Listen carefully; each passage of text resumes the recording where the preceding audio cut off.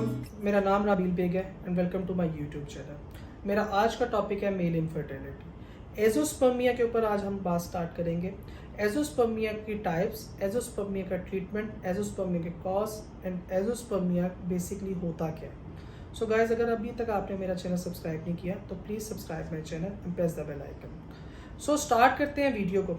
Azoospermia basically nil sperm count को कहा जाता है, मतलब वो स्पर्म के जो कि बिल्कुल सिरे से ही ना हो या वो स्पर्म जो ज़ीरो स्पर्म हो। अब जब पेशेंट स्पर्म की रिपोर्ट किसी भी लैब से कलेक्ट करता है और उस रिपोर्ट के ऊपर लिखा होता है एजोस्पर्मिया, तो वो टाइम पेशेंट के लिए बहुत ज़्यादा जो है वो स्ट्रेस कंडीशन का होता है। लाइक वो साइकोलॉजिकली बहुत ज़्यादा डिप्रेस्ड हो चुका होता है और वो ये समझता है कि शायद मैं सारी ज़िंदगी औलाद की नेमत से जो है वो महरूम रहूँगा। पर ऐसा नहीं है। साइंस बहुत ज़्यादा तरक्की कर चुकी है, जिसके अंदर ऐसे बहुत से प्रोसीजर्स हैं और ऐसे बहुत से ट्रीटमेंट हैं जो करके हम लोग प्रेगनेंसी को अचीव करवा सकते हैं। अब स्टार्ट करते हैं कि इसकी टाइप्स क्या है। इसकी बेसिकली 2 टाइप्स होती हैं। First type obstructive azoospermia and second type non obstructive azoospermia. अब ऑब्स्ट्रक्टिव एजोस्पर्मिया क्या है? ऑब्स्ट्रक्टिव एजोस्पर्मिया बेसिकली ये होता है कि जिसमें स्पर्म मेटोजेनेसिस का प्रोसेस तो हो रहा होता है, मतलब स्पर्म बन तो रहा होता है पर नेचुरली इजैकुलेट नहीं कर पा रहा होता, मतलब जेनिटल ट्रैक की साइड पे मूव ऑन नहीं कर पा रहा होता। उसमें कुछ हार्मोन की कमी की वजह से भी ये इशू आ जाता है। कई दफ़ा ऐसा होता है कि ट्रॉमा जो है उसकी वजह से भी ये इशू आ जाता है, या कई दफ़ा ऐसा होता है कि कोई सर्जरी रिप्रोडक्टिव ट्रैक की साइड पे हुई होती है तो उसकी वजह से भी ये इशू आ जाता है। अब बात करते हैं non obstructive azoospermia. Non obstructive azoospermia में थोड़ी सी कंडीशन जो है वो चेंज होती है और थोड़ी सी उसमें टेंशन वाली बात ये होती है कि नॉन ऑब्स्ट्रक्टिव हो सकता है कि जेनेटिकली हो, या नॉन ऑब्स्ट्रक्टिव ऐसा भी हो सकता है कि हार्मोन ही ना पीछे से आ रहा हो कि जिसकी वजह से नॉन ऑब्स्ट्रक्टिव एजोस्पर्मिया, मतलब स्पर्म उस टेस्टिस के अंदर स्पर्म है ही नहीं, उसको कहते हैं नॉन ऑब्स्ट्रक्टिव एजोस्पर्मिया। अब हम अगर बात करें कि स्पर्म मेटोजेनेसिस क्या है, तो स्पर्म मेटोजेनेसिस बेसिकली टेस्टिस में स्पर्म बनाने की कुव्वत को कहा जाता है। अब इसके अंदर ये होता है कि अगर हम लोग मेल रिप्रोडक्टिव ट्रैक की साइड पे बात करते हैं या मेल रिप्रोडक्टिव सिस्टम की अगर हम लोग बात करें तो उसमें बेसिकली फर्स्ट थिंग ये आती है और पहली चीज़ में ये देखा जाता है कि ब्रेन जो है वो, ब्रेन के अंदर एक ग्लैंड है जिसको कहते हैं pituitary gland. Pituitary gland basically 2 hormones को जो है वो रिलीज़ करता है। एक hormone FSH follicle stimulatory hormone और दूसरा हार्मोन होता है LH लुटेनाइजिंग हार्मोन।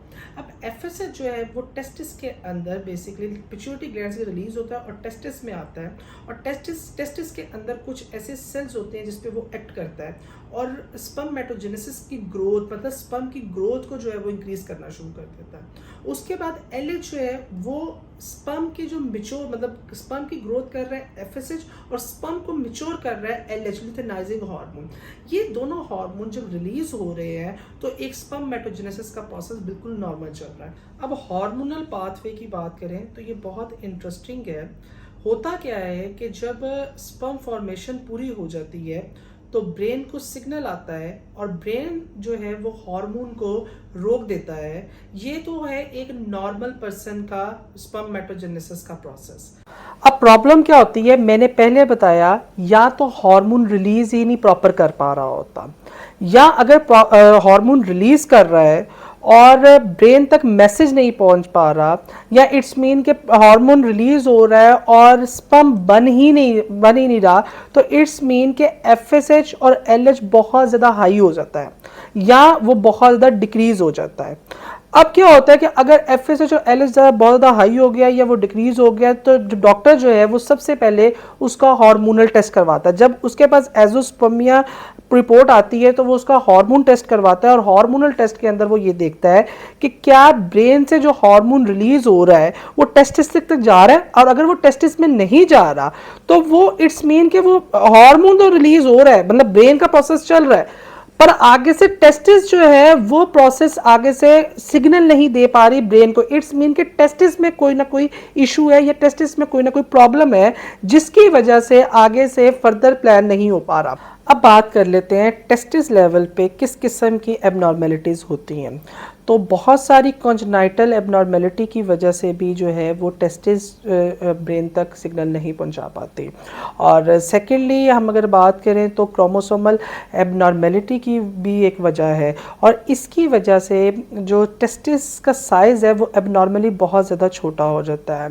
और कुछ ख़ास प्रॉब्लम इसमें वाई क्रोमोसोम पे होती हैं जिन पे जीन्स होती है और जो कि रिस्पॉन्सिबल होती है आगे से स्पर्म फॉर्मेशन के प्रोसेस के लिए।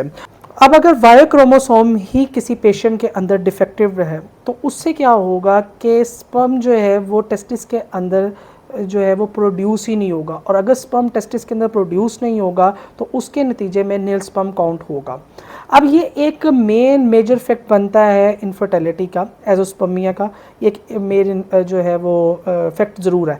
पर इसके अलावा जो है वो बहुत से ऐसे जनरल फैक्ट हैं जिसके अंदर ख़ास तौर के ऊपर पहला ये आता है कि अगर बचपन के अंदर ही किसी पेशेंट को मम्स की इन्फेक्शन हुआ हो और मम्स के इन्फेक्शन की वजह से भी जो है वो ऐसा पेशेंट जो है वो इनफर्टिलिटी को कॉज कर जाता है। और उसके अलावा अगर कोई पेशेंट के अंदर लाइक ट्रॉमा हो और ट्रॉमा की वजह से उससे क्या होता है कि ट्रॉमा की वजह से उसकी टेस्टिस का जो अंदर का सिस्टम है वो सारा डैमेज हो जाता है, कई दफ़ा ऐसा भी प्रॉब्लम आ जाता है।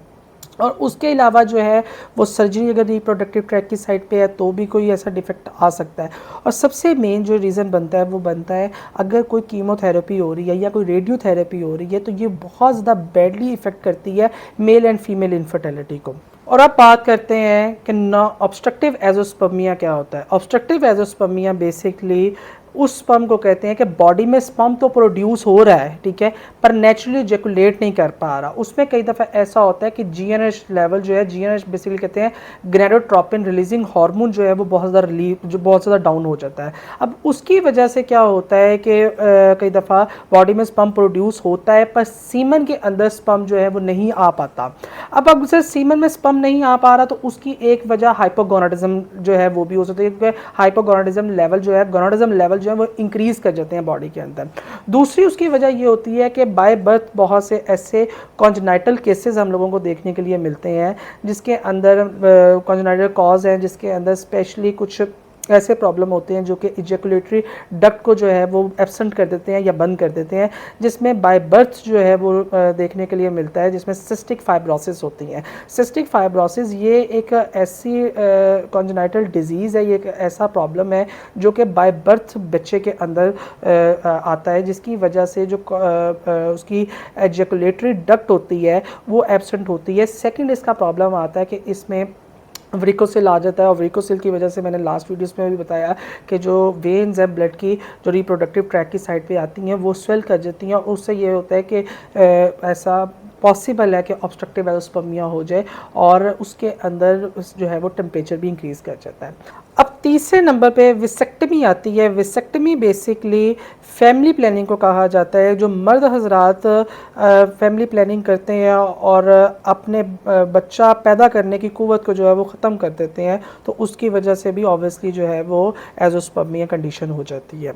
अब हम लोग इसकी बात करते हैं कि इसकी डायग्नोसिस क्या है। एजोस्पर्मिया डायग्नोसिस के अंदर फर्स्ट हमारे पास ये आता है कि हम लोग ये देखते हैं कि जब पेशेंट डॉक्टर के पास रिपोर्ट लेके आता है और उस रिपोर्ट के अंदर सीमन एनालिसिस जो है वो एजोस्पर्मिया आ रहा होता है तो उसको फौरी तौर पे जो है वो 3 दिन के बाद रिपोर्ट दोबारा करवाई जाती है। अगर वो 3 दिन के बाद रिपोर्ट दोबारा जो है वो एजोस्पर्मिया आए तो फिर हम लोग उसको 3 मंथ का टाइम देते हैं कि 3 मंथ के अंदर हम उसकी हार्मोनल थेरेपी करते हैं। उसके बाद उसका जीएनएच लेवल को इंक्रीज़ करने की कोशिश करते हैं। अगर हाइपोगोनाडिज्म है तो हाइपोगोनाडिज्म को हम लोग डिक्रीज़ करते हैं और कोशिश करते हैं कि उसका नेचुरल इजैकुलेट के अंदर कुछ स्पर्म आ जाए। अगर उसका नेचुरल इजैकुलेट के अंदर स्पर्म आ जाता है 3 महीने के बाद तो उसको हम लोग क्रायो प्रिजर्वेशन कर लेते हैं। क्रायो प्रिजर्वेशन बेसिकली कहा जाता है कि जिसमें स्पर्म को फ्रीज किया जाता है और आगे से जाके उस पेशेंट का इक्सी किया जाता है। तो उस सिचुएशन के ऊपर या तो हमारे पास इसमें एक चीज़ है जिसमें कहते हैं टीज़ा, फिर कहते हैं पिज़्ज़ा, फिर कहते हैं बायोप्सी। पिज़्ज़ा वो खाने वाला पिज़्ज़ा नहीं है, ये बेसिकली जो है वो टेस्टिस के अंदर नीडल के थ्रू जो है वो स्पर्म को निकाला जाता है, उसे कहते हैं पिज़्ज़ा।